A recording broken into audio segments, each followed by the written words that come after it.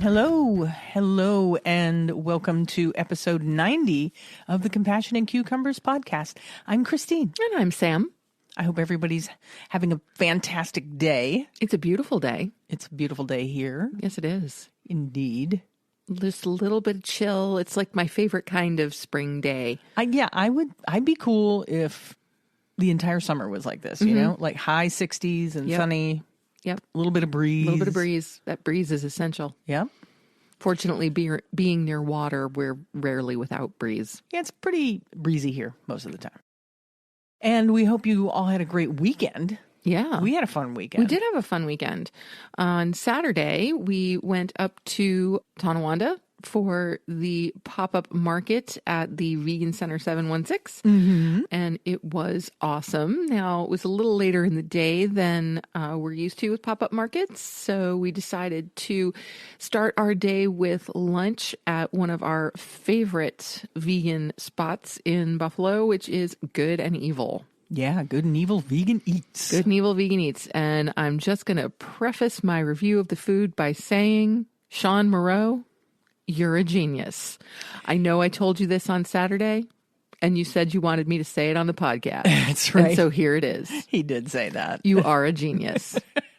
Yeah, so what did we get when we were at Good and Evil Vegan Eats? Well, I actually got the same thing that I got the last time we went to Good and Evil. That's right, you did. I know, because I got overwhelmed. The menu is so big, and there are so many options, and you can customize things all kinds of different ways. And I just felt like I was standing there forever trying to make up my mind, and I wasn't doing a very good job of it. So I got the same thing that I got the last time I was there because I knew I had loved it.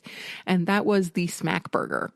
Yeah, the Smack Burger is their take on like a Big Mac kind of situation. Yes, but a single patty, not a double. And of course, you know, shredded lettuce and vegan cheddar cheese and pickles and all the toppings. And it was absolutely delightful. Just as I remembered it, it was fantastic. Yeah, I mean, it's a classic. It is a classic. You can't go wrong. Yeah, and Sean's burgers, most of his offerings are made from pea protein. Yes. All in-house made. All of his quote-unquote meat substitutes are all house-made. So, yes. So, and delicious. Exactly. So nothing processed. You're not getting anything that's beyond or impossible or anything like that.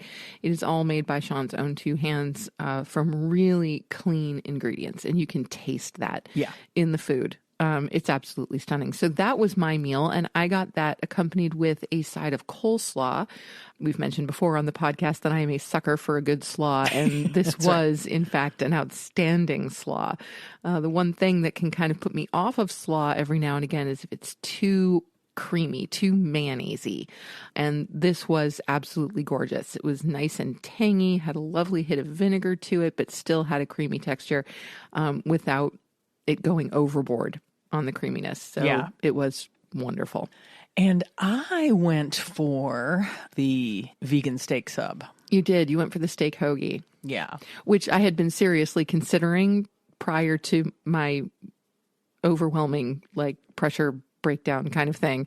And just going with... It's easy to get, like, I don't even know what you'd call it, like menu overload sometimes. It is menu overload. When somebody has a lot of really great sounding things and on their menu. And so many things that you want to try. And like, I had looked at the menu the night before and I felt like narrowed it down to a few things and I still got overwhelmed. So, you know. Yeah. Go figure. So I got the steak hoagie, or I think it also goes by the evil hoagie on their menu. And you can choose either his evil steak or evil chicken. That's EVUL, by the way. And it comes with sauteed onions, banana peppers, the evil sauce, which is like a Mornay sauce. It's Mornay amazing. Cheese. Oh my God. It's amazing. Or you can get your choice of if you want just regular vegan cheese, but don't sleep on the sauce. No. Yeah. And so you can get it in Philly style, or you can, add ketchup and mustard, or you can get a buffalo style where they do the meat chopped, like a chopped steak sub. That's a buffalo thing, apparently. Huh. Yeah. Cool. Didn't know that. But I just went with the straight out of the gate, the way it is on the menu, and it was fantastic. I mean, it was one of those tastes, because Christine was generous enough to give me a bite of it. It was one of those sandwiches where you just kind of close your eyes and go, oh my God. Yeah. Is this good? Yeah. It was also one of those things that you're kind of sad when it's gone because you just want that experience to just keep happening. Yeah. And I ate that sub. Yeah, you did. And it was a good size sub. Yes. It was not small. No time at all. I had no trouble. That's another thing about their food there. It's the ingredients are so clean that you don't feel like bogged down, or you know what I mean? After you eat, Right. You don't feel like, oh wow, I just ate a ton of food. Yeah, I mean, and we've said that about vegan food in general for years, but it's particularly true of Sean's food. So you're getting this really decadent, indulgent comfort food, but because the ingredients are so clean, you don't get that stuffed, I just overate, I need a nap kind of feeling. Yeah. It's really just amazing. Yeah, I had it with a side of fries. The French fries were really good. They were. I, of course, helped Christine with the fries because that's predictable. Well, and they give you a ton of fries. Yeah. Let's just say the portion sizes are more than enough. Yes, they are generous. There's no question. And really, that sub, I could have cut it in half and we could have split it and been just as happy. Oh, easily. You know? Yeah, but that's not what you do when you go to Good and Evil. No. No. Absolutely not. No. And I was really hungry, so. Yeah, we hadn't eaten yet that day, so we were definitely ready for food. And also, we got to try the peach crack rolls. Oh, yeah. Yeah. Yeah. So these are like, it's kind of like an egg roll. Yes, it is or an egg like roll. Maybe picture a really super elevated like McDonald's pie. You know how they're like wrapped like that, and then they're that's deep, a good description. Yeah, and they're like deep fried. And yeah, it was filled with fresh peaches and like a crumble. Yeah, like it was so good, really good. I mean, they deserve the name. There's no question about that. So there's 2 of them in an order. So we each had one, and they have a little bit of a sweet, a drizzle of like a sweet icing on the outside, which was really great. It wasn't overly sweet. Sometimes I think those kinds of icings can go a little over the top with the sugar, but this did not. It was absolutely beautiful. So yeah, we each had a substantial sandwich and a crack roll. And, we left Good and Evil going, hey, I feel really well fueled. I don't need a nap. We could go take a hike right now. Totally could. Yeah. On the menu, the crack rolls, there's an apple and a peach. I think Sam already said that. It's house-made peach cobbler placed in an egg roll wrapper and deep fried, served with a house-made vanilla bean icing made from cashew milk. Again, brilliant. Yeah. Just brilliant. So good. So good. Yeah. Yeah. So we just want to give our thanks to Sean for being the absolutely incredible chef that he is, and just an all-around great guy as well. We also want to shout out Sunshine, who was the absolutely lovely young woman taking care of front of house at Good and Evil the other day. And we had some lovely conversations with her. Tried to ask, what her favorite things on the menu were. And she's like, it's just everything. It's just everything. Yeah. You can't go wrong. I love it all. Yeah. And she says she goes there to eat when she's not working. So. Yeah. Yeah. So if you haven't gotten to Good and Evil, you really need to get yourself there. And if you have gone to Good and Evil, but not recently, oh my gosh, what are you waiting for? Yeah. What are you waiting for? They're amazing. So yeah. So they're located at 21 Main Street in Tonawanda, New York. So if you're looking for a really fabulous vegan meal, definitely stop into Good and Evil Vegan Eats. Absolutely. They're just incredible. I can't say it enough. Amen. Mm-hmm. Yes. And so after lunch, we went and got ourselves set up at the pop-up market. And so we had both of our tables going on. Christine manning the Compassionate Cucumbers table and me manning the Cucumber Craftworks table. Yeah. And it was really a delightful afternoon. It was kind of slow in terms of number of people checking out the market. It's hard when the weather is really super nice like this to get people to go, especially to go inside anywhere. Yes. Oh, absolutely. And that's perfectly reasonable. But we still had an absolutely lovely time. We met some really, really great people. And one of the things that is actually going to turn into a limited edition segment on the podcast for the next few weeks comes from our meeting of Ben Johnson, owner and founder and master craftsman of Blue Table Chocolate. Yes. And so he was there with their expanded collection of vegan chocolates. And we were fortunate enough not only to get to taste some, but to bring some home.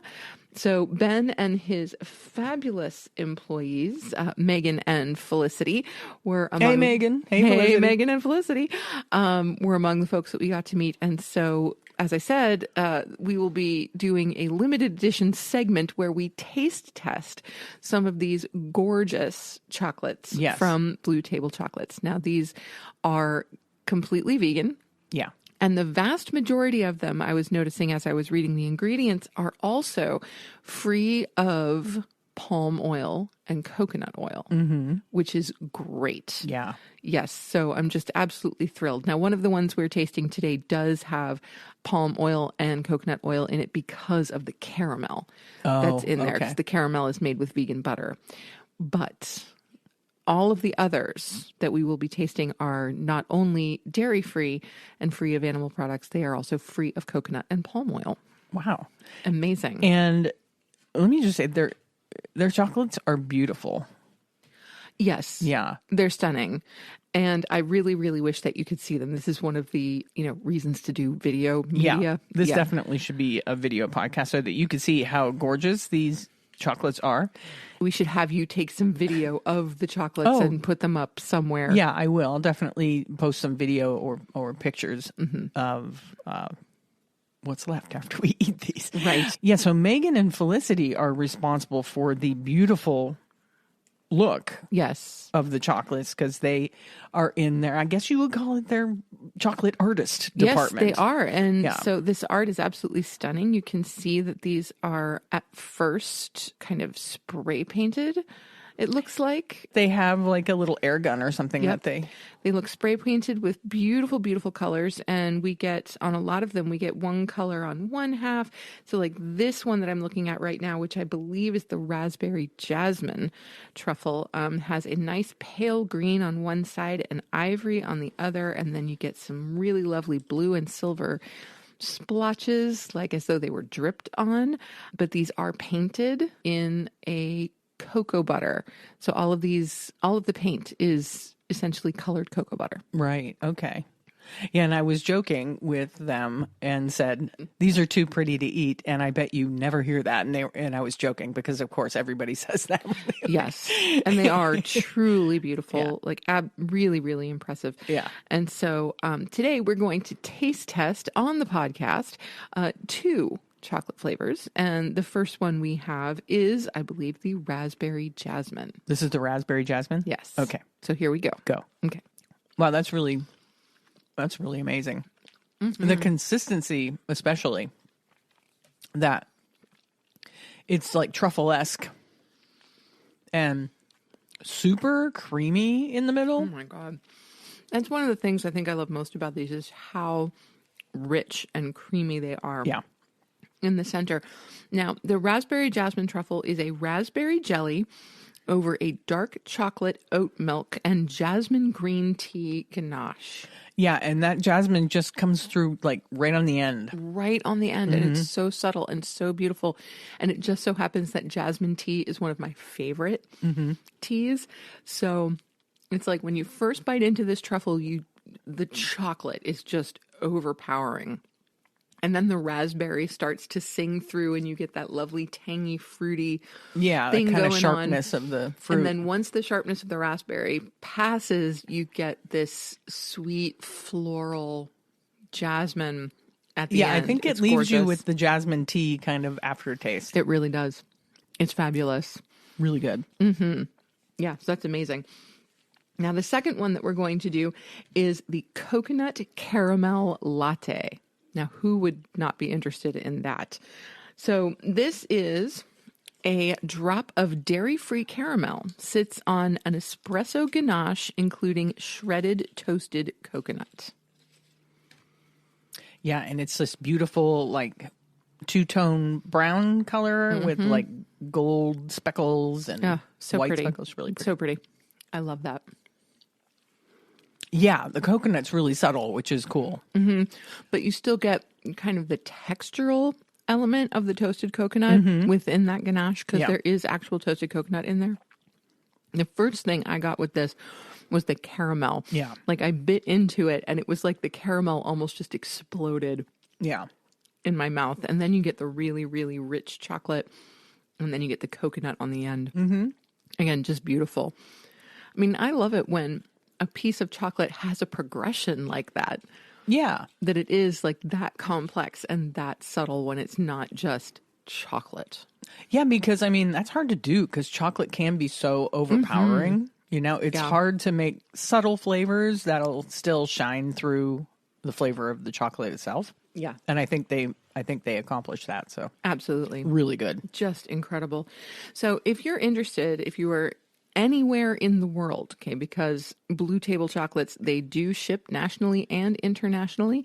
You can find them at 799 Seneca Street, Suite D1, Buffalo, New York. You can find them online at bluetablechocolates.com, and you can email them at bluetablechocolates@gmail.com. I can say for sure that this is where our holiday chocolate will be coming from this year. Yeah, because they've totally expanded the vegan line. Yes. So not only have they gone crazy with the vegan truffles, there are now at least a dozen flavors of vegan truffles. And, you know, these are recommended to be consumed within 4 weeks of purchase. Mm-hmm. So we're not going to be able to review all of the flavors in the next 4 weeks, or we'd be eating way too much chocolate. Yeah. Yeah. But we'll get to as many as we possibly can.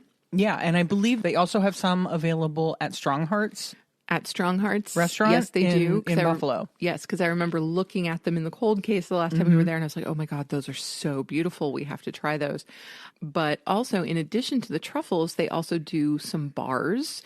So we purchased 2 mini chocolate bars, one for Christine, which was a peanut butter and jelly flavor. Yeah, I can't wait to try that. And one for me, which is a cherry lime flavor, which Perfect. I cannot wait for. Absolutely. Just give me a berry or a cherry with some lime. And I'm in love. Yeah. But also they were selling nuts of different types. Like they had some sesame peanuts and the other was almonds, but I can't remember what the flavor profile on the almonds was. But I don't remember. They're just doing some beautiful, beautiful vegan things. Now, not everything they create is vegan, but the fact that they have expanded their vegan line to these absolutely gorgeous chocolates just speaks very, very well. So like I said, this is where we will be getting our holiday chocolate coming up this year. And we highly recommend that you do the same because these are exceptional. Yeah, I mean, I can't say it enough. They're just really, really good. Yes. So yes, another genius award. So we've got Sean as a genius today, and we have Ben Johnson and his crew over at Blue Table Chocolates as another genius. Yeah, thanks, guys. Thank you so much, and I really look forward to eating all of this. I don't know how we're going to get through it all in a month. We'll manage, but we'll manage somehow. We'll definitely manage. Yes, and I can tell you now, after eating those 2 chocolates, I probably won't sleep tonight.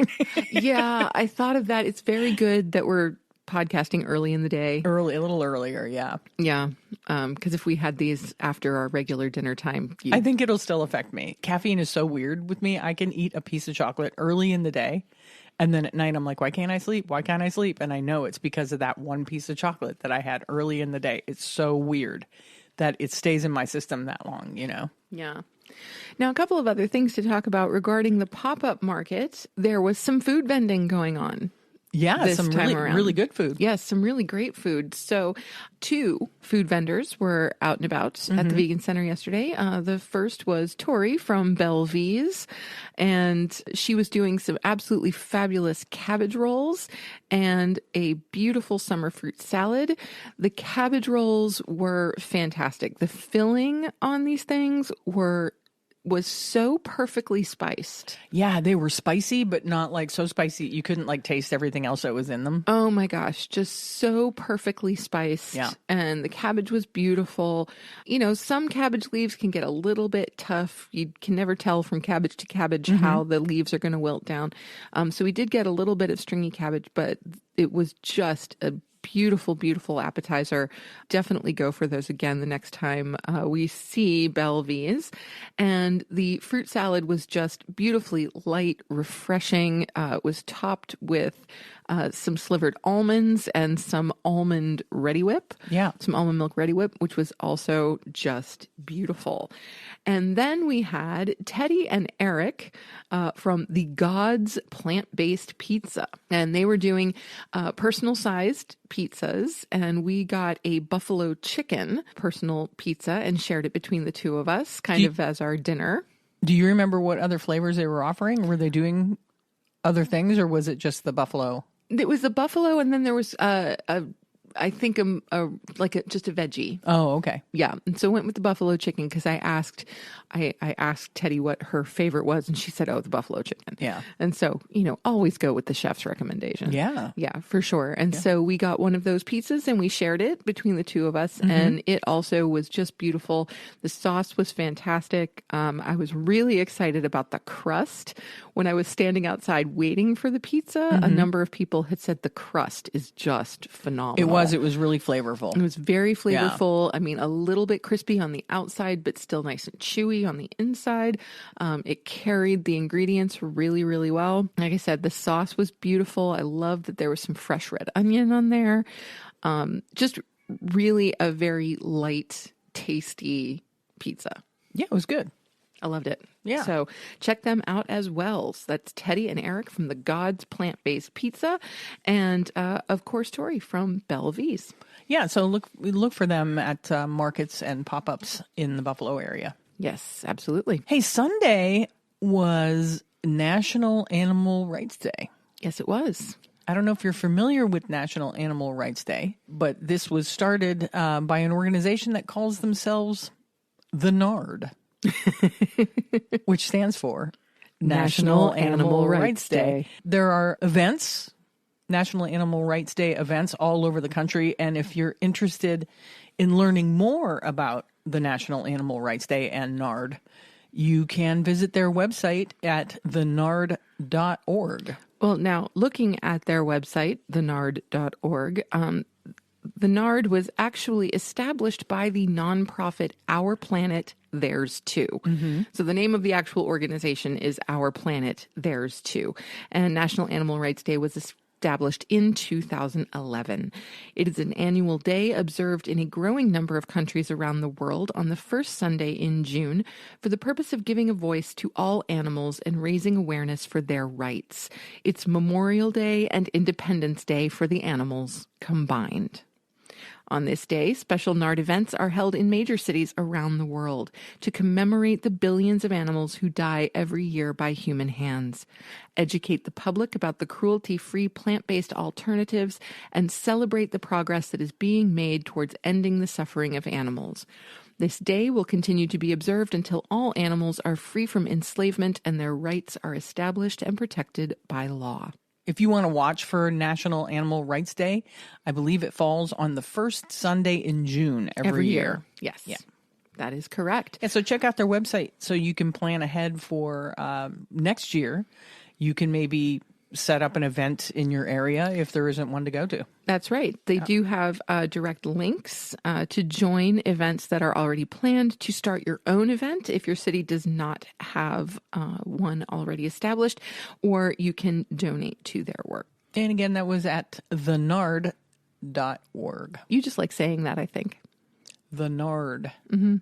It reminds me of a character on The Office who called himself Nard Dog. Oh, well, there you go. It was his name. His character's name was Andy Bernard, and he called himself the Nard Dog. Well, so I think that's why I like to say it. Maybe. The Nard. I still haven't gotten into The Office, so. No, Sam doesn't like The Office. I've been told I have to get past the first season, and if I can get past the first season, it gets better. You just have to, you just have to get to know the characters. Yeah. So. Yeah, I have not. Like any other show like that, ensemble show. I suppose. Yeah, but I think a lot of people I think The Office is kind of polarizing that way. Some people really love it, and some people don't like it at all. So, yeah. Hey, anything else you want to say about our weekend? Well, I would just like to give quick shout outs to some of the wonderful people that we met at the pop-up market. Yeah. So we had Kristen, Megan, Felicity, Donna, Beth, Manahar, and Susan. Yeah, we met some really great people. We really did. Yeah. And Monahar and I actually had a very strange interaction in that we discovered that we actually grew up in the same town and went to the same high school. Yeah, literally in the same neighborhood. In the same neighborhood. Yeah. Like crazy. Now, Monahar is several years older than me, so I never met him while I was in high school. Yeah. But still, it was just crazy. It was the first time I had ever run into someone who knew that area of the world. I'm pretty sure he said it was the first time he ever met anybody. Just crazy. Yeah. So I just thought that was I just super happened cool. to mention where Sam grew up, and he's like, "Oh, no kidding, I grew up in that area too. Whereabouts?" And when she said where, he was like, "No, you're kidding me."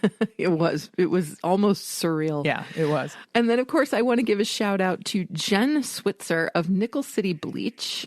She was there selling her beautiful hand-dyed and bleached t-shirts and sweatshirts and baby clothes and all kinds of things. Her stuff was super cool and super soft.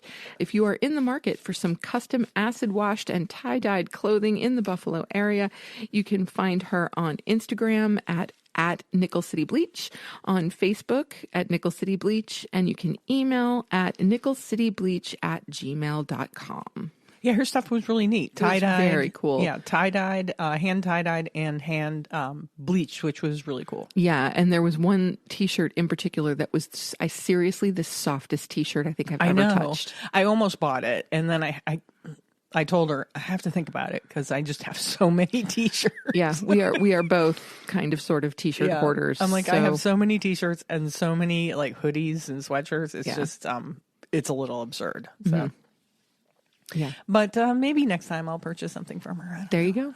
Get rid of some of the ones I have now. That's right. Yeah, they're all Buffalo themed. We had some really good conversations with people at the market, and I always feel like it's a successful market if I manage to have at least one really good conversation about veganism with someone who isn't vegan. Right. And I had a number of those conversations on Saturday. Yeah. And so, and people took our information that we have from Vegan Outreach. Outreach, yes. And got to, educate people on some things they didn't know about how things are done in the animal agriculture industry. And I always find that if that happens, I feel like the whole day is a success. Absolutely. So. Absolutely. Yep. We had a great time as always. So. Yeah. So thanks, Marcy, and everybody at the Vegan Center. It was a good time. It really was. And we'll see you next week. Yeah. Hey, we need to move on. Yeah, we do. We got a lot to do here. Well, there was a lot to talk about for this weekend. We can't keep yammering on. No, I agree. I did want to talk about all that stuff. But we need to move on to this week's recipe, which is a listener recipe. All right.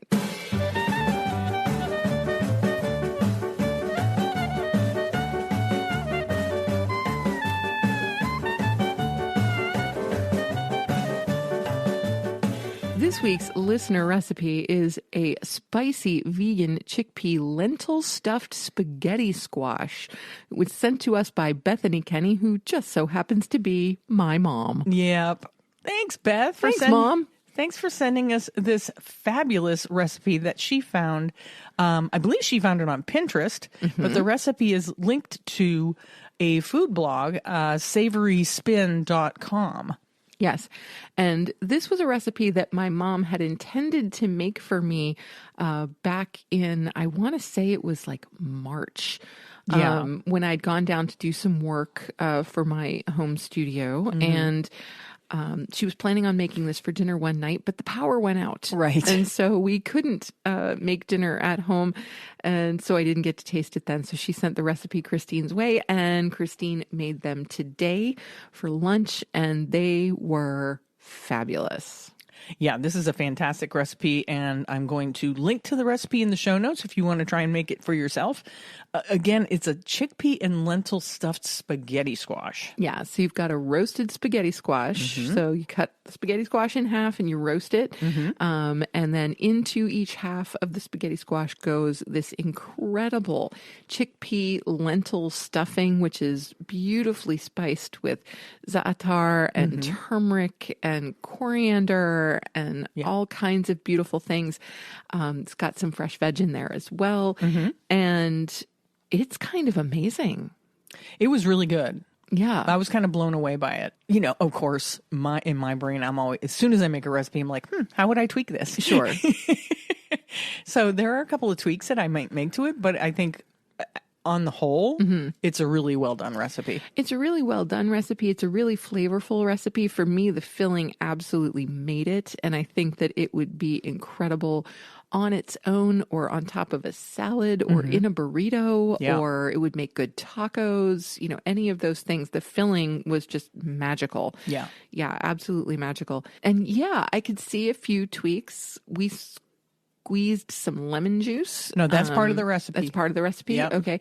Which was absolutely necessary. It did need kind of a hit of acid, which was delightful, but this is an incredibly healthy recipe. It's very clean and really, really wonderful. And light. And very light. Yeah. And all I could keep thinking was, I would love to put some avocado, some fresh avocado on the top of this. Sam wants to put avocado on everything. Well, this is true. Yeah.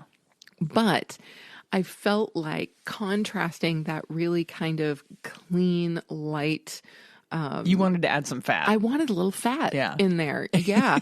And I thought avocado would make for a really nice, creamy contrast. Yeah, it would. So I would consider, like, let's take that filling and make burritos out of it and put some avocado. Oh, that would be good. See? And you know, I'm not, of all the squashes, spaghetti squash is not the squashes that I would normally gravitate to. It's I'm with you. Not one of my favorite squashes. It's not very flavorful. No. Spaghetti squash. Not it's compared to some of the others. I mean, come on, acorn, delicata, those are gorgeous. And butternut. Spaghetti squash is a little bit bland. It's a little bland. I mean, it's also a good palate for flavor. Yes, it is, very much so. So in that way, you know, but I would have to say that this is the best way that I've ever had a spaghetti squash. Yeah.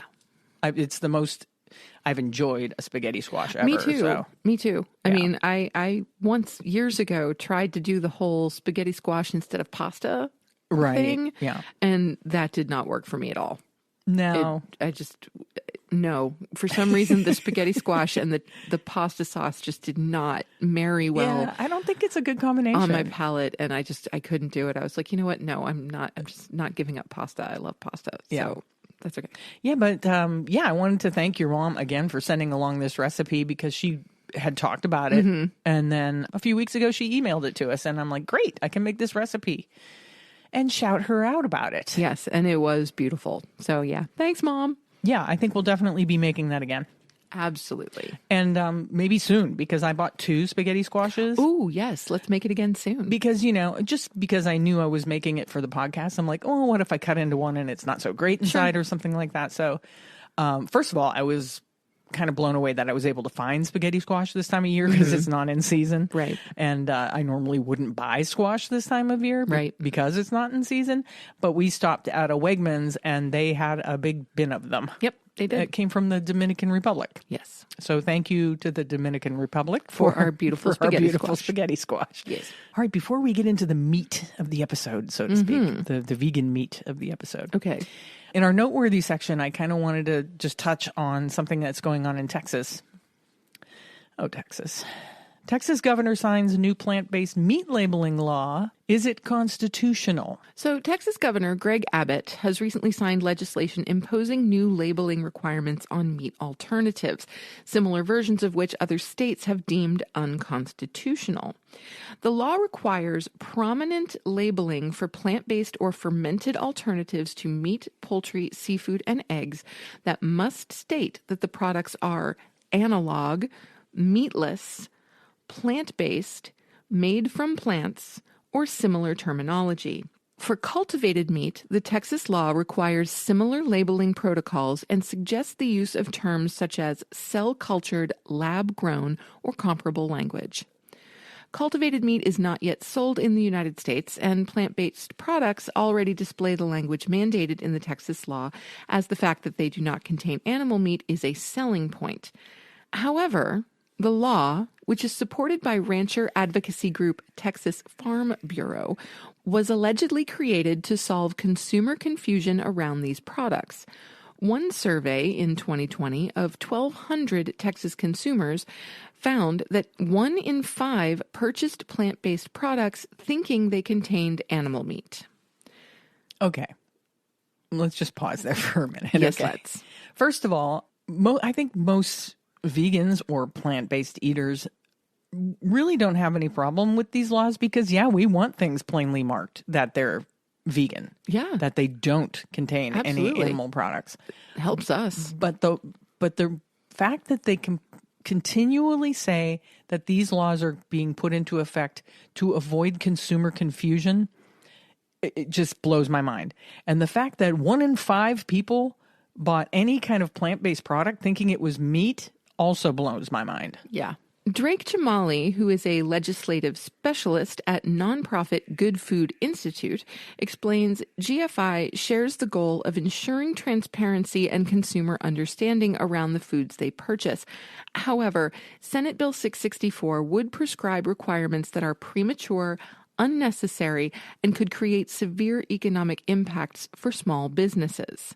Simply put, Texas consumers are not confused about the foods they purchase, and this law will do nothing to protect consumers, Jamali said. Instead, this legislation could restrict consumer choice by stifling innovation, the free market, and freedom of speech. Yeah, I mean, these laws are basically, in my opinion anyway, being put forth to make it difficult for plant-based and vegan food manufacturers to exist, because now they have products on the market, and if all those products don't say anywhere, plainly that they're vegan or plant-based or that they don't contain animal products, now we're talking about hundreds of thousands of dollars in relabeling and rebranding, and that can put a small business out of business. Absolutely. Yeah. Now, vegan brand The Tofurkey Company, we are big fans of Tofurkey, together with GFI and the Animal Legal Defense Fund, have successfully blocked these laws in Arkansas and Louisiana, where judges agreed that their enactment would limit corporate free speech rights.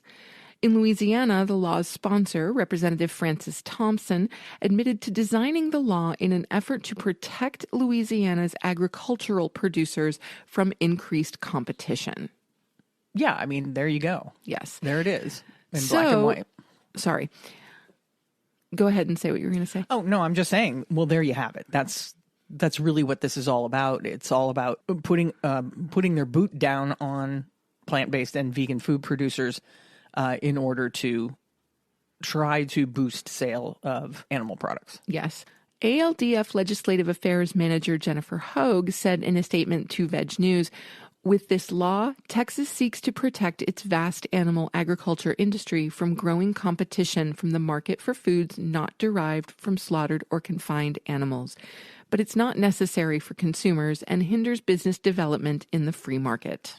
Yeah, and these laws are basically being put forth to, number one, to placate the animal industry and the people within the animal industry that are donating to these politicians' campaign funds. Yes. Number one. And number two, just to make it more and more difficult for vegan and plant-based products to make it to store shelves. Yes. Now, the Texas law is slated to be enacted on September 1st, 2023, and the GFI, along with other industry players, will continue to examine the legislation's legality. And we will, of course, keep you updated on that. Yeah, we'll keep you posted on that. I just wanted to, I thought it was good that we touched on that, but there's more and more of these laws coming out. Oh, everywhere. In state after state after state. And, in a way, I agree that products should be clearly labeled that they're vegan because that makes it easier for vegans. Yes, it does. I don't think anybody is confused about a vegan product containing meat. I really don't. I mean, I was speaking to a colleague recently who is not vegan, but who has a sister who is. Mm-hmm. And she says, it's really irritating that products don't, in many cases, specifically say right on the front, vegan. Yeah. They'll say non-GMO. They'll say top 10 allergen free. They'll say, gluten free. They'll say plant-based. But they don't say not plant-based. vegan. Yeah. Because a lot of times when it says plant-based, watch out because there may be eggs or dairy in there. Yeah, I made a post last week about that, something that I saw in the grocery store when I was grocery shopping, and it was something made by Jimmy Dean. It was in kind of the frozen breakfast section. Interesting. And I wasn't shopping in that section particularly, but because it said really big on the front plant-based, and they were, I think, breakfast sandwiches. Okay. And I mean, the biggest thing on the front of the box was the words plant-based. Okay. And then when you look at it, it says with an egg white patty and all this. I'm like, that's not plant-based. It irks me so much. It's like, don't just call something plant-based because part of it is plant-based, you know? Yeah. Because I think it had their plant-based sausage patty on it. Yeah, the rest of it contained animal products. So it's like, talk about confusing consumers. Yeah. That is more likely to confuse a consumer than, you know, absolutely, than a meat eater buying it. Yes. Because I don't know. I mean, 100%. I know we bought like, was it? It was ravioli. Impossible ravioli? Yes. That contained real cheese. Yeah. Excited. We were at Aldi one day and they had impossible ravioli. And I'm like, oh my God, that's absolutely amazing. And it said nice and big on the packaging, plant-based. And so I naively thought, oh my gosh, it's plant-based. It's vegan, impossible ravioli. And we got it home and I read the label more closely and it turned out that there was dairy cheese inside. So we, of course, have not eaten it. Yeah. So, I mean, maybe vegan food producers need to start lobbying politicians to have better laws where plant-based labeling is concerned. And I mean, and more to the point, for these big corporations like Jimmy Dean that produce predominantly animal-based products who are, you know, not really being upfront about what their products contain. No, they're just jumping on a trend. They are. You know? Yep. And not to go on or exhaust this whole labeling thing, but also... You do like to go on. I do. Also with plant-based milks. Now, I think everyone's aware that the dairy industry is constantly trying to get plant-based milks to stop using the word milk on their products. And then I know in several big dairy states that there's been laws put forward where they want the nutritional information on it to be a comparison with dairy milk. And I think we should do that. Oh, absolutely. But I think we should do it, you know, for real, right? So here's the nutritional information of, say, your almond milk. And then next to that, put the nutritional information of the dairy milk and then put on there causes this, causes that, causes this, causes that. All, you know, has been known to encourage cancers. Right. You know, and just put it all. Yeah. I mean, if they want to play that game, then let's play the game. Yeah, that sounds like fun. Let's do it. I'm in. We don't have a plant-based milk company. We don't. No. Nor should we. But I wish plant-based milk companies would do that. Yeah. You just call their bluff. Call their bluff and do it. Yeah. You know? So we'll see. We'll see how that goes. Yeah. That would be interesting. Yeah. Okay. Now let's move on to our main topic. All right. Let's do it. It's a game week. Woohoo!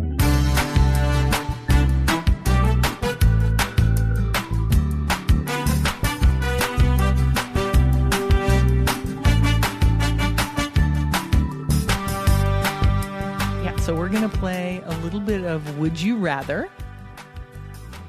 And this is not a vegan Would You Rather.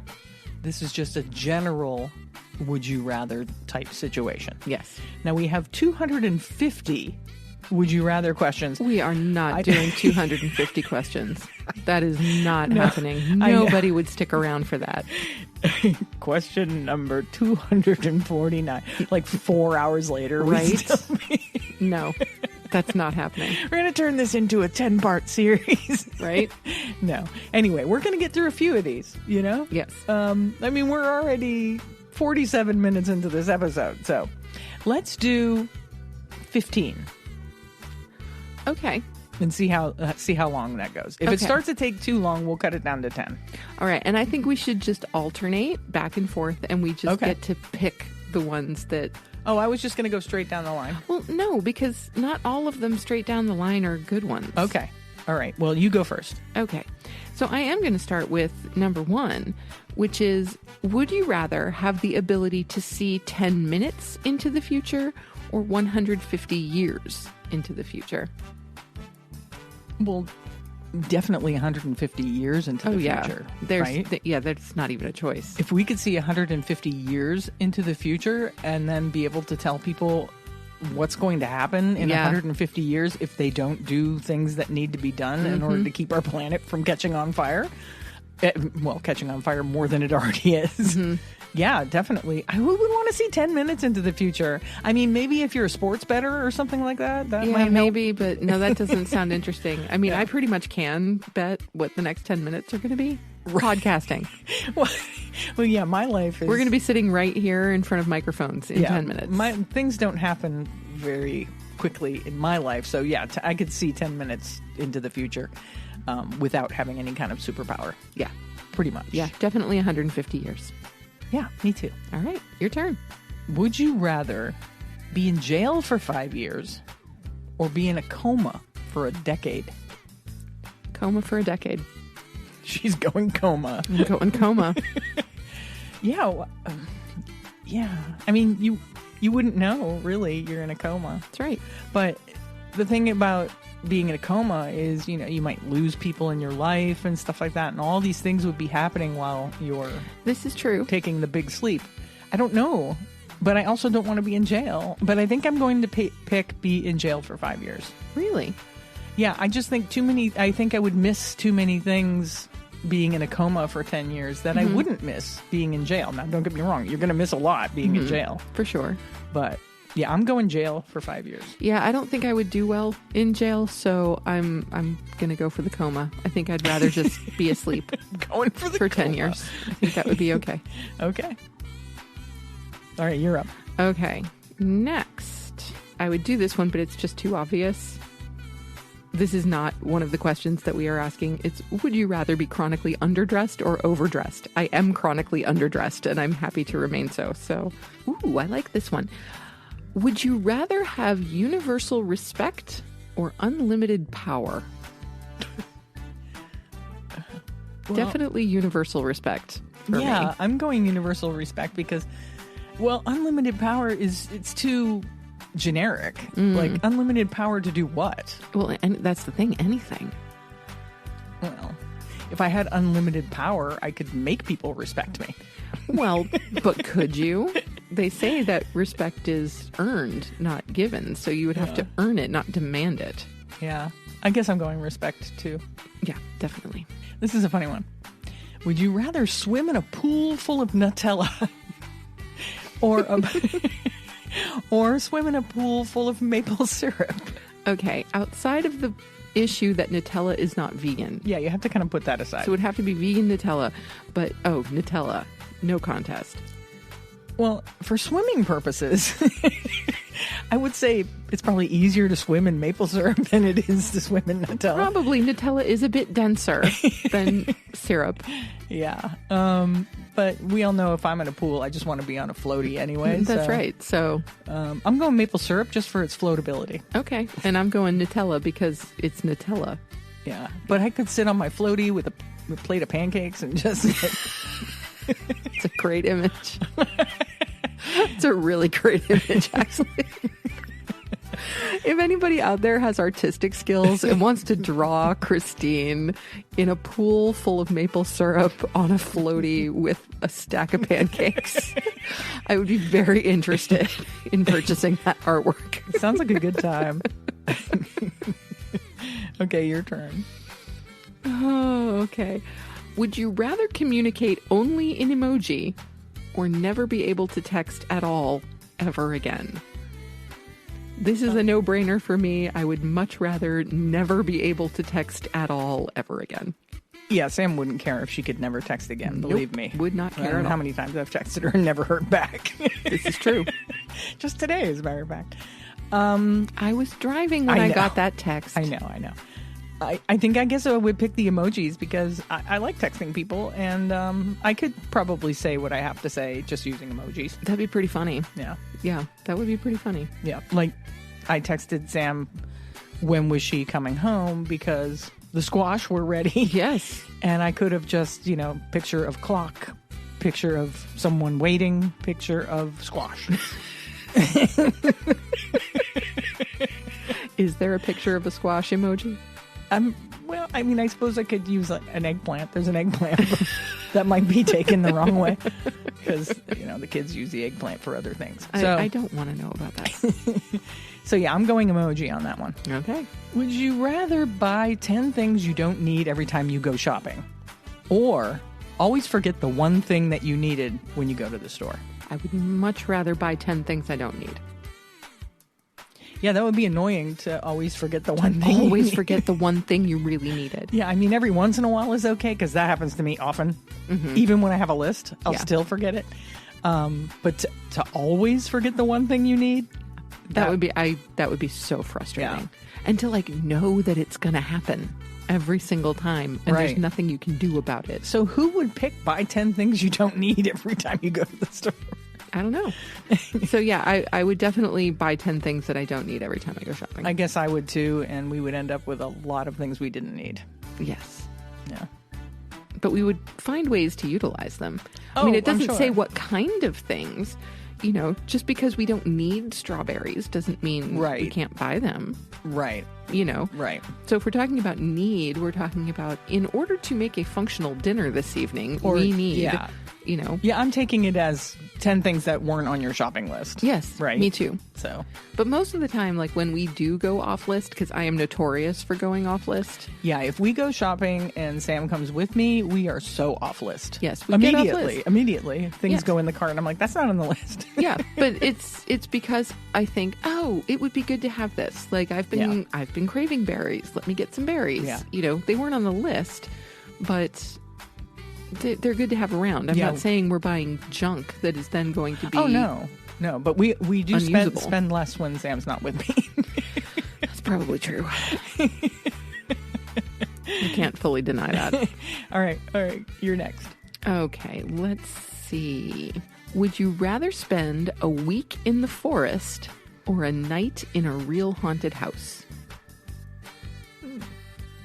I'm going week in the forest. Oh, me too, just because week in the forest sounds divine. Yeah, that sounds delightful. Yes. I mean, we were talking about a potential camping trip in October, so yeah, that had the forest on the brain. Yeah. I mean, I suppose there are people out there that kind of dig that whole spooky stuff and would want to spend a night in a haunted house. Well, and I actually do think that could be kind of cool. Yeah. But the week in the forest just sounds glorious. Yeah. So yeah, I'll take the week in the forest. Yeah, I'm going forest too. Okay, here's an interesting one. Okay. Would you rather be forced to live the same day over and over again for a full year, or take 3 years off at the end of your life? See, now, this is tricky because it's a matter of what day are we talking about? Because there are certain days in my life that I never want to relive. There are others that I would gladly live every day. So if I can't pick the day, I'm going to have to go with the 3 years at the end of my life. Yeah, that's the question. There's no information as to whether or not you can pick what day it is that you're living over and over for a full year. Mm-hmm. But even if it's a good day, I think after a while it would get wearing. Maybe? Yeah. I don't know. I mean, I feel like I'm okay with routine. Yeah. I'm fine with routine. Yeah. And, I can think of a few really awesome days in the recent past that I wouldn't mind reliving over and over again. And it's only for a year. I mean, that's a long time, I think. Yeah, but I mean, I think of kind of how my day-to-day goes. I get up, I do some yoga, I go to work, I teach my classes. But you chose the 3 years off at the end of... I did, just because I'm not sure I can pick the day. Right, and it could be a bad day. And if it's a bad day, I don't want to relive a bad day every day for a year. So I'm going with the 3 years. That's a hard one. It is. Good choice. But I think I, too, will pick the 3 years off the end of your life. My guess. Yeah, I guess so. 3 years at the end? Yeah, because it could be an awful day. Yeah. Like you said. Yeah, I wouldn't want to risk it being an awful day. Yeah, and even if, like I said, even if it's a good day, I think that would drive you crazy a year after year, kind of like the whole Groundhog's Day thing. Yeah, I don't think that would bug me too much. Like I said, I'm fine with routine. It's totally okay. I love change. Yeah. Like, I really do. I love doing different things and experiencing new things. But if I knew it was for a year, I could do it. Yeah. Would you rather be in history books for something terrible or be forgotten completely after you die? No question. I would much rather be forgotten completely. Yeah, I guess so. I mean, if those are my choices. I don't want to be remembered for something terrible. No, definitely not. Yeah. Yeah, I'm okay with being forgotten completely. I mean, I'm not okay with being forgotten completely, but I also am not okay with being in a history book for doing something terrible. So I guess I'm going to be forgotten, which is sad. Yeah, I don't mind that at all. Well, I do. I like the whole idea of stealth. Stealth. I do. Stealth death. Well, no, just in a way, stealth life. Oh, well, that's not possible because you have other people in your life, so. Well, yes. I'm just saying it wouldn't bother me to be forgotten. Well, I guess the question is, would you even know? Well, probably not. I'm dead. Yeah. I don't know. Me. I don't know. I mean, how aware are we after death? Nobody seems to know. Nobody knows. Okay, here's an interesting one. Would you rather be able to take back anything you say or hear any conversation that is about you? I would definitely want to be able to take back anything I say. Yeah, I think me too. Yeah. I don't think people should hear conversations that are about themselves. I don't either. I think don't that would be either. a terrible blow to your ego. Well, I think it just, you have no idea. It could be a huge boost to your ego as well. But I feel like conversations that are happening between other people are really none of your business. So right, even if they are about you. Right. It just, if people felt the need to share whatever was spoken of in that conversation, then somebody will share it with you. Other than that, you don't need to know. Yeah. People have the right to say things about you without you being aware of it. Yeah, so I think it'd be really cool to be able to take back anything you ever said. Yeah, absolutely. Because, I've definitely said a few things in my life that I would love to take back that were, unintentionally hurtful or even intentionally hurtful that I would... Or even just things you said yes to that you shouldn't have. Oh my gosh, yes. The ability the ability to take back a yes. Yeah. Oh my God. That would be amazing. I mean, how many times have you said yes to oh, sure, I'll do that. Yeah, and then it comes time to do that Why thing. on earth did I agree to this? Yeah. That's where that ability would come in handy. That's kind of genius. Yeah, I never said yes to that. What are you talking about? That's kind of genius. I like that a lot. So yeah, definitely the ability to take back things me too. that we've said. Me too. Mm-hmm. I don't want to know what people are saying about me. No. Even if it's good, I don't want to know. Because it just doesn't matter. No. Would you rather lose the ability to read or lose the ability to speak? I would rather lose the ability to speak. I think that's probably the best way to go because you could still write things down. Yes. So you could still communicate. Yes. You could learn sign language. Yes. There's multiple ways to communicate without speaking. Mm-hmm. But if you can't read anymore, mm-hmm. I mean, even simple tasks could become difficult. Yes. Like instructions. Mm-hmm. Well, and for me... Say you got a box of mac and cheese. You don't know how to make it. You can't read. What do you do? Right? Yeah, for me, though, I just saw lose the ability to read, and I just saw all of the world's books. Right. Gone. Passing before my eyes. Right. And I'm like, no, I can't give that up. Yeah, I think that would be terrible. Yeah, I can absolutely never hear myself speak again. That's fine. Yeah, it wouldn't be good for the podcast, but... No, we'd have to figure something else out. Yeah, but it'd be like, and Sam, what's your opinion on... Well, Sam just wrote down her opinion on this matter is this. It would make podcasting very difficult. Well, just think of it as AI. I'm sure we could funnel it into some program that would say whatever I had to say. Right. Think about Stephen Hawking. He did it. Yeah, he had a little device. Mm-hmm. Yeah, like a speak and spell kind of thing. Yeah. So, it can be done. Yeah. Yeah, definitely. Yeah, I don't think I want to give up reading. No. That would be horrible. No, it would be terrible. Here's kind of a fun one that I think a lot of people might have a hard time choosing which one they want. Would you rather have unlimited battery life on all of your devices or have free Wi-Fi wherever you go? I'm going to go with the battery life, actually. You know, me too. I'm going to go with the battery life. I'm so tired of charging things. Yeah, I don't like charging things either. There was a point where in the world they said, you know, we're going to use less electricity. It's almost like when they said we would use less paper when computers came out. Mm-hmm. And we now use more paper than we've ever used, right? Yeah. Because of printing. People are printing everything. Right. And now everything we own in life seems to need to be charged. Yes. My watch needs to be charged. My phone needs to be charged. Yes. My laptop needs to be charged. Yes. Everything, my headphones need to be charged. That's crazy. My Bluetooth headphones. That's just nuts. Yeah.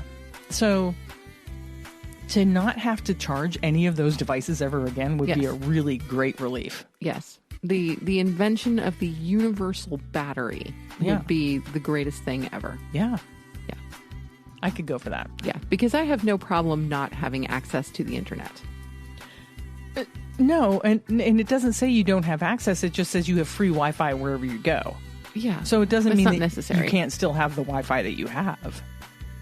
Right. So, yeah, can you imagine? You can get rid of all your charging cables. That would be so cool. How many charging cables we have? It's ridiculous. Yeah, but then if everybody's tossing their charging cables, where are all those charging cables going to go? There would have to develop some sort of recycling program. Yes, agreed. You know? Or you could knit them into things. Ooh.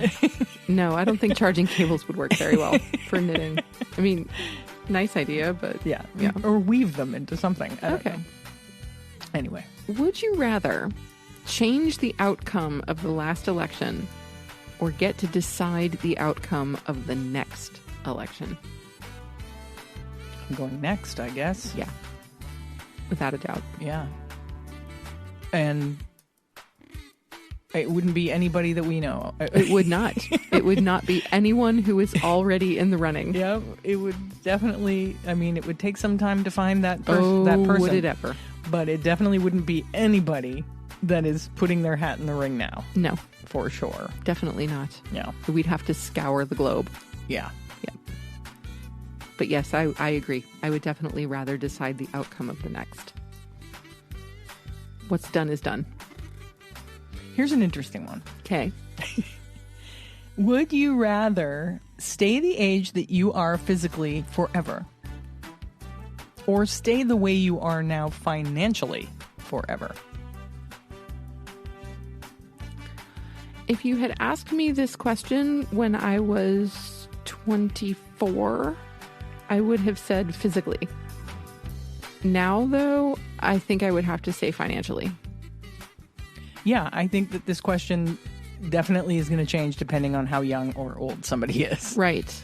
And yeah. I guess how financially secure or not somebody is. Well, right? I mean, but the thing is, it's not like we're wealthy or anything like that, but we're financially stable. Right. So I can take that stability. Yeah. But if you take that stability, that means we can't ever earn more money. Well, right. And I'm okay with that. You'd be all right with that? Because we're fine. Yeah. We don't need more. I mean, having a little more would be nice, but we don't need it. Yeah. And to stay the age that you are now would be okay if you could have other people that would also stay the same age. Right, exactly. I wouldn't want to stay my age and have everyone around me get aging. Old and die. Right. Now, like I said, if you had asked me this when I was 24... You would have picked the age thing? I would have picked the age thing because I was far less financially stable at the time. Right. Not because you wanted to stay 24, but you didn't want to stay as poor as you were when you were 24. Well, physically, I wouldn't have minded staying 24. Yeah. 24 was pretty good. So... Yeah, but you have to stay 24 forever. No, physically. That doesn't mean mentally or emotionally or spiritually or anything like that. Just physically. Okay. Everything else can change. It's just the physical that can't. So if I could be physically myself at 24 forever and still be myself at 48 in every other way, that'd be cool. That would be cool. I would never have blown out my knee. No, it's kind of like that old thing that, if you knew then what you knew now, what you know now, exactly. blah, blah, blah. Yes. Okay. Mm-hmm. Yeah. Regardless, I'm going with the financial anyway because I don't think anybody wants to stay the same age. No. Even if physically or not. I don't think anybody should be wanting to stay the same age because the people around you are going to age normally. Yeah, agreed. Okay, now here's one just for you. Oh. Would you rather spend the weekend with pirates or ninjas? Probably pirates because, number one, pirates are cool. Number two, ninjas, they would be bouncing around and disappearing and everybody'd throwing be kung fu things. fighting. Yeah, they'd be throwing things at me, sharp items and stuff. So I think pirates would probably be more fun Yeah, to hang with. I'm going pirates too. Yeah. Yeah, but I just, that was just a perfect question for you. That's pretty funny. It's pretty funny. Here's also a funny one. Would you rather buy all used underwear or have to buy all used toothbrushes? Underwear, because it can be washed. That's true. It can be washed. Well, so can toothbrushes. Well, they can, But that's more disgusting to you than underwear? I think so, yeah, because underwear can be washed. Well, toothbrushes could be, disinfected too, but still, that's gross. Yeah. They're both gross. They're both gross. I'm going toothbrushes Okay. because, I could put it in boiling water or something. Right. The underwear thing, I don't want to wear somebody else's underwear. Neither do I. Just saying, if I have to choose. And what I want to know is, what store are you going to? That's an outstanding question. We have all your used underwear needs. That is an outstanding question. Yeah. Bio break. A few moments later. Okay, this one's a little surreal, and I think it's kind of cool. So here we go. Would you rather be unable to close any door once it's open or be unable to open any door once it's closed? And I'm going to say I would rather be unable to close any door once it's open. So if you open a door, you can never close it. And if you close a door, you can never open it. Correct. Those are your choices? Yes. So, like, if you close your doors in your house, you could never leave. Right. But if you open the doors in your house, you have to leave them open all the time. Yes. And that would make driving very difficult. Exactly. That's why I picked If you this. opened your car door to get in your car, you can't close it. You can't close it. You have to drive it with the door open. Yes. And if you do close it, you could never get out of your car. And no matter where you go, you have to park your car with the doors open. You basically couldn't drive anywhere. Well, you couldn't function in life with either of these, I don't think. Yeah. It's a dilemma. But I guess I'm with you on keeping the doors open. Yeah. Yeah. Mm-hmm. And it's just me. Other people can close and open doors, so I could always call it Uber. And I could get like a security guard or something to stand outside the house. Yeah. So I just thought that was really strange because I don't think either of those are actually practicably possible. Yeah. But I thought it was an interesting concept. All right. Pick our last one, Pookie. This is going to be the last I one. think this should be the last one. Okay, this one's kind of fun. Would you rather end every phone call with "I love you" or accidentally call your partner the wrong name during a fight? I would much rather end every phone call with "I love you." No matter who you're talking No matter who I'm talking to, there is never anything wrong with sending a little extra love out into the world. Right? Like, say you like call the electric company for something, then you have to be like, thank you, I love you. Hey, you know what? I'll bet the person on the other end of the line would not mind hearing No, that they at all. probably get a kick out of it. Exactly. Yeah. Yeah. Or call your partner the wrong name during a fight. You don't want to do that. No, definitely not. Because that would, let me tell you, that would just escalate the fight. I think it would escalate dramatically. Yes. Yeah. I'm also going with end every phone call with "I love you," and I have a funny story about that. Do you really? When I was working, one of my drivers at work called in for something, and he just out of habit at the end of the phone call said, "I love you." And then there was this pause, and he's like, "Oh my God, I can't believe I just told you I love you." I'm just so used to, I was just on the phone with my wife, and I'm just so used to saying, "Okay, bye, I love you." And I'm like, "Oh, no, I think your true feelings are actually coming out." And I kind of appreciate it. That's awesome. But it was the pause after he said it was so funny. And I'm like, "Well, I love you too." That's great. It's not really appropriate, but I love you too. No, not at all, but that's great. Yeah. Anyway. All right. So we'll end it there. So that was, I don't know how many would you rather questions we did. I lost count, but it definitely wasn't 250. No, that would be excessive. Yeah. And we still have a couple of things to do. We do. We still want to give you a reason to be vegan. We do. So what is our reason of the week? This week's reason to be vegan, and this kind of goes along with the would you rather thing, is it's cheaper and better than buying a Tesla. So this is really the question, would you rather go vegan or buy a Tesla? Okay. Cool Tesla, bro. It feels pretty sweet to shift into ludicrous mode and tear down the highway powered by zero-emission battery bliss. And if you can afford one, a Tesla or other electric vehicle is the best way to reduce your carbon footprint. Kinda. Sorta. Maybe? Not really. It's true that if you are going to drive, EVs are hands down the best option. If everyone drove an electric vehicle instead of a gasoline-powered car, the world would be a much cleaner place. Unfortunately, for the time being, they are also too expensive for most people. But while a Tesla may be out of reach for most consumers, there's good news. Driving an EV is nowhere near the most important way to reduce your carbon footprint. You can do far more for the environment right in your kitchen. Researchers from the University of California, Riverside have found that the total greenhouse gas emissions associated with a single charbroiled hamburger is equal to driving an 18-wheeler for 143 miles.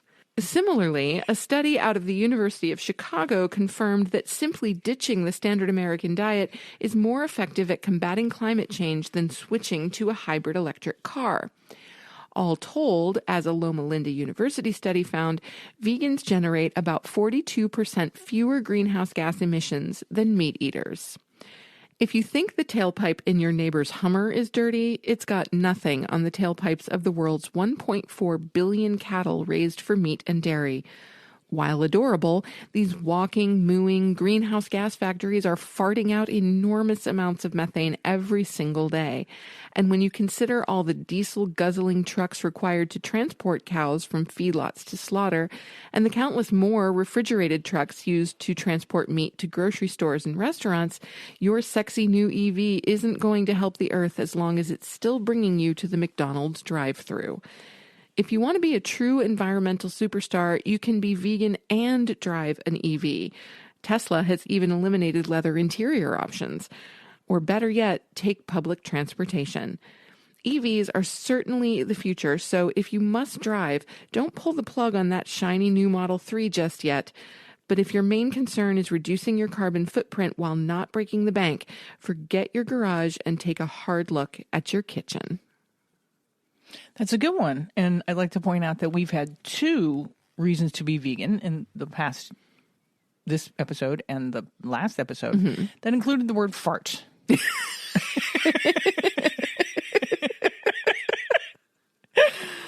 Thank you for that. And I commend Sam on being able to read the word fart without giggling, because I giggled. Well, you're also 12. No, that's a good reason. You and your nephew are the 2 people I've met in my life who cannot help but giggle at the word fart. It's just funny. It's a funny word. All right, let's not say fart anymore. Okay. But that brings us to our favorite portion of the show. Must be the listener shout out. It's the listener shout out. All right. Just want to give a shout out to all my fans watching. I love you guys. I love you. This week's listener shout out goes out to Shelley Bornman. Shelley works for the Vegan Living Program of Central New York in Syracuse. They provide education and support for new and aspiring vegans. Shelley loves her companion animals and is an active member of the Central New York vegan community. She likes traveling, cooking, hiking, and gardening. So Shelley, contact us with your t-shirt size and address so we can send you a CNC swag bag, and thank you for listening. Yes, thank you very much, Shelley, for being a dedicated listener. And do please send that information off to us so we can send you that swag bag. All right. Time for housekeeping. Sam brought it to my attention today that our housekeeping section has become too long. It really has. So we're going to try and condense it a little bit. We are. And I'm going to try, like, right now to condense it Yes. a little bit. So, first off, number one, we would like your vegan recipes. So send us your favorite vegan recipes. These can be recipes that you've come up with, recipes that you've got in a book, recipes that you found online. It doesn't matter where they come from. Send them to us. Absolutely. You can email them or DM us the recipe so that we can make it and talk about it on the show. All right. If you'd like to know what's going on with the podcast, please feel free to sign up for our weekly newsletters. You can also subscribe to our YouTube, subscribe to our Patreon, visit the Compassion and Cucumbers website at there are your W's again, .compassionandcucumbers.com for all of the things that are going on with the show and for updates on where we will be. If you do choose to join our Patreon, you will also get access to all of the recipes from our vegan kitchen and a whole lot of Compassion and Cucumbers merch. This one I am not going to make smaller because we have a new fundraiser. We finished our Food Not Bombs fundraiser last week. I want to send out a big shout out to everyone that donated to that fundraiser. We do match your donations, and we'll be sending that off to Food Not Bombs very shortly. Our new fundraiser is for Food Empowerment Project. And Food Empowerment Project is an organization that seeks to create a more just and sustainable world by recognizing the power of one's food choices. They encourage healthy food choices that reflect a more compassionate society by spotlighting the abuse of animals on farms, the depletion of natural resources, unfair working conditions for produce workers, and the unavailability of healthy foods in low-income areas. You can donate to that fundraiser at our Buy Me a Coffee site, which is at buymeacoffee.com/cucumbers. Yeah, Food Empowerment Project is honestly my single favorite vegan organization. And so I'm very excited to report that we just announced this fundraiser this morning via email, and we already have some contributors, which is really exciting. Yeah, we got a $25 donation from an anonymous donor. Yes. If that anonymous donor is you, thank you from the bottom of our heart. Absolutely. Let's see. If you are into handmade crafts such as scarves, hats, bags, jewelry, etc., go ahead and follow my Etsy site, Cucumber Craftworks. You can find that at etsy.com. It is all vegan and made with a lot of love. Yeah. Make sure you share the show with a friend or a family member if you think they would like what we're doing. You can also share all of our social media posts. Share and like and comment. It's the easiest way that you can support us and all content creators, and it costs you nothing. And finally, as always, we're going to ask you to join the AFA Vegan Voter Hub and give to them if you can. The Agriculture Fairness Alliance is lobbying on our behalf so that our vegan voices are heard. If you want to make real change on the upcoming Farm Bill, join the Voter Hub. Just please do it. That's right. Just please do it. Oh, wow. A much friendlier tone of voice today for that than you usually. Yeah, I'm not going to strong arm you. Please join the Voter Hub. Please join the Vegan Voter Hub. And I think that wraps it up. You've reached the end of another episode of Compassion and Cucumbers podcast, and that means only one thing is left to say, and that is where cukes and compassion are always the fashion on the podcast. Thanks, James. Have a great week. We'll talk to you next Tuesday. We love you. Bye. Bye. The end.